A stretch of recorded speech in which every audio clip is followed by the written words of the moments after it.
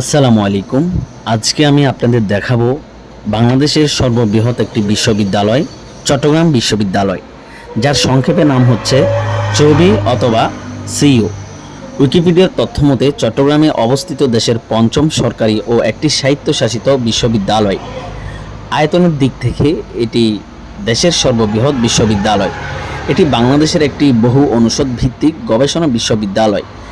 বিশ্ববিদ্যালয়টি 1966 খ্রিস্টাব্দে 18 নভেম্বর চট্টগ্রাম জেলার হাটহাজারী উপজেলায় স্থাপিত হয়।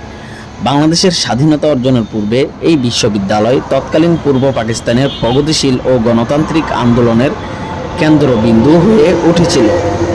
সেই সময়ে বিশ্ববিদ্যালয়ের শিক্ষক ও শিক্ষার্থীরা বাঙালি জাতীয়তাবাদের উত্থান এবং বাংলাদেশের স্বাধীনতা অর্জনে কেন্দ্রীয় ভূমিকা পালন করেছিল।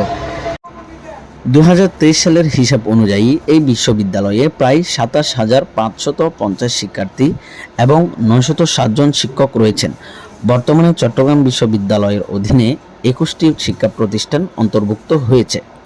এখানে রয়েছে দেশের অন্যতম বৃহৎ বিশ্ববিদ্যালয় গ্রন্থাগার। চট্টগ্রাম বিশ্ববিদ্যালয়ের অন্যতম আকর্ষণ হলো শাটল ট্রেন। এই বিশ্ববিদ্যালয়ে অনেক উল্লেখযোগ্য প্রাক্তন শিক্ষক শিক্ষার্থী শিক্ষালাভ ও অধ্যাপনা করেছেন, যার মধ্যে একজন নোবেল বিজয়ী এবং একাধিক 21 পদক বিজয়ী রয়েছেন।